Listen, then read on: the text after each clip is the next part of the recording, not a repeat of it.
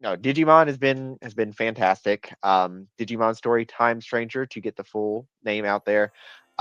It is it is the next game in the story sub-series for Mm, Digimon. You kind of in the trailer see some of the older games there, but these ones are more collection focused story RPGs with a hmm very heavy emphasis on story.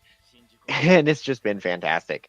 hmm. Really just going through and like, constantly thinking about like, what Digimon I want on my team, constantly like, training up the stats so they need to get to the right Digivolutions, and finally hit Agent rank 5, which allows you to get the ultimate level Digimon, because the Digimon evolutions have like a pretty set like rookie, champion, ultimate, mega, like all that stuff. But it's just been a great time. I think I'm like 30 hours ish in. And it's got everything that you would want from this kind Mm, of game. I've been very impressed by the story so far. Some of the games have kind of like struggled with the story, and Digimon has always had a more in-depth story than something like Pokemon. Like a lot of people sure. like have wanted Pokemon to have like a more in-depth story than like, hey, here's your gyms, go to it. This definitely has more than that. Digimon has always had more of that because you've got the relationship between the real world and the digital world and all that stuff. But I've just been having such a good time with it, Mm, just constantly going into the menu, staring at like what stats I need to get a certain Digimon, like to Digivolve up to that one, and just making plans on how to get there. It's tickling a part of my brain that rarely gets tickled, and it's been fun. Like I got my boy Patamon. I love got it. all the Digi eggs to armor Digivolve some of my Digimon, so my Patamon's hanging out as Pegasusmon right now. Might have to bring him back down and go up to Angemon again in a little bit, and maybe get to Magna Angemon. Hmm. But yes, Wormmon, my wife's favorite Digimon. I finally got him up to Stingmon, and he's ready to eventually be fused into Wormmon. Paildramon with XVmon. I it's one of those games where it's like I'm very much enjoying it as a Digimon fan, but I'm really excited to see people that are not Digimon fans get Mm. into it. Like I need somebody on the Discord to start playing it, because I want to see the kind of teams that people come up with that are not familiar with Digimon, because I have certain favorites that I am aiming for, and I am working like very hard to like kind of get those. And where Digimon have branching evolutions, across the board, you can get some pretty wild like jumps, and I'm just kind of curious to see what people end up with that don't know it. Garfield Mon. No, stop! I was a dumb kid. Writing weird Garfield Digimon crossover fan fiction. Um, but no, I like I said, I'm really curious to see like what people that don't have this familiarity end up with, and like who their favorites end up being, because that's going to be very interesting to me. Mm, Um, so it it's not perfect. Like I said, I do have some complaints about it. The Digifarm, where you can set your Digimon mm, to kind of passively like raise a stat. It takes like 30 minutes, or you can pay like 10,000 yen to like do it quickly. Um, you can't see the Digivolution menu in there, hmm. which gets a little bit annoying because you have to like pull your Digimon out, back out of the Digifarm, which you can only access in certain areas. It's kind of like the Velvet Room, where like you find a door in random places and you can go in there. Um, and like that's been a very huge complaint across the board, is like not being able to see the stat requirements while you're in the Digi farm for the Digivolution that you want. So you Hmm. have to like back out and like or write it down or take pictures.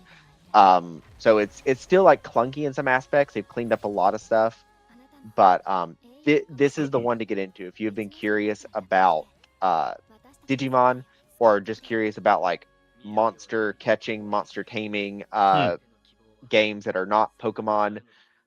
This is the big one to check out. This is Hmm. in the running for one of my like maybe Oh, my really? personal game of the year, and all three of them have come out like in a row, and I've been like working on them all right now, Yeah. right in a row, because like Trails in the Sky, I even got a Yeah. review code for it, so I got a little bit early, but I'm still trying to chomp through it because it's such a big game. Sure. And Silent Hill F is so good, and we're working Uh, on our new game plus run of that, and like this has been so good. So it's just like hard finding the time to split between all of these great games.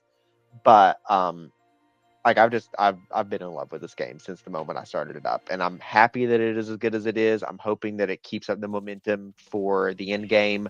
Mm-hmm. Um, and it's just one that I would recommend to anybody that likes these kinds of games, and especially those that want to try something that's not Pokemon. And especially with ZA coming out, I know a lot of people are, making their decision right now if they're going to get it at launch, if they're going to wait for it. And it's like if you're not sure, check out this game. I don't think that you'll be disappointed. Mm. Um, I it's just good. um, if you have any questions, I'm glad to answer them. I'm I kind of good with Digimon lore, but there's been a yeah. big gap where I skipped a bunch of stuff. So it's like I'm not even like a super expert. Like I watched the show a lot as a kid. I had Mm. a big gap for a number of years. Really just kind of came into it as an adult with like more of the new age like adventure movies where like the original kids are like in high school and then adults.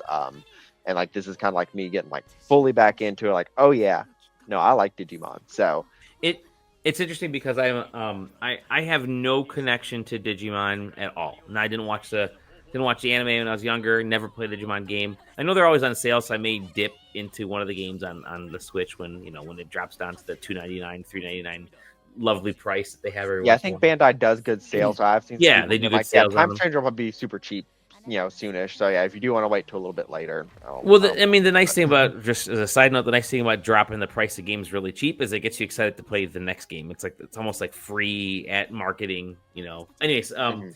but what I've appreciated about the last couple, at least the story games, is that they're definitely more adult from a storytelling methodology, right? So you're not, Yeah. the Pokemon games, they're meant for all ages, right? A young child, my 10-year-old nephew can play it and get Hmm. the themes because there aren't any special deep themes. Um, whereas and that works at a very basic level, but it doesn't, it can kind of be hollow, which is what I do appreciate what they're doing here. It seems so like it, and I'm sure you can attest to this while you're playing it, is that the plot and the story is a much greater part in this than what you would find in a Pokemon game. Like Yeah. I want to continually build forward, and just this quote unquote gameplay trailer that we're watching, to me, is like, this is all story. This is really cool. Like, this is the kind of stuff that I really wish um Pokemon games had, and so Yeah. when these monster ranching and monster collecting games have that, it immediately changes how I interact with the game, because they do drive me toward I love a good plot. That single Yeah. player experience to me is fantastic. Pokemon doesn't have a single player experience. It's a personal experience. I want a good single player plot, and this looks like it has that. So It I'm absolutely does. And like even back in the older days, that was always a thing that stood out to me between Pokemon and sure. Digimon. It was like Pokemon, even like in the show, it was like, Ash, his adventure of the week, just kind of you can jump in whenever. It didn't have, yeah, continuity, but it wasn't like super contingent on you like watching every single Mm. episode in Hmm. order. Digimon has always had like a more in-depth plot, getting a little bit darker. That was always the thing that I noticed, like, people reacting to stuff from Digimon. I'm like, oh wow, this gets dark, especially when you get out of like the more edited Saban era where like they did a lot of edits to the English dub. Um, but it it's doing a lot with the story, especially like the relationship between like Inori and Agiomon, who we can see here, who are kind of like filling Yeah. in like the tamer partner relationship that you get a lot of, because you're collecting Digimon, you're raising them, you can talk to them, but they're not like characters in the story. But there are Hmm. many Digimon that are characters in the story. You speak to, you talk to them, and Agiomon is like the top, one of them. I even got the Ultimate Edition, and I got the cool Agiomon card here. Look at that. So Look at that. yeah.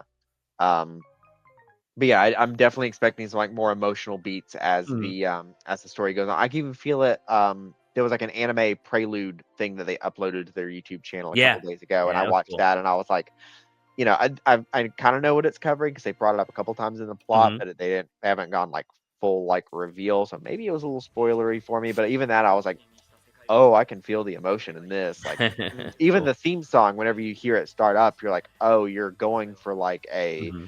a like sort of soft ballad thing, like No Promises to Keep from Final Fantasy VII Rebirth, this game's probably going to make me cry. I'm pretty sure of that. um, Very cool. Very cool. Awesome. but yeah, definitely recommend it.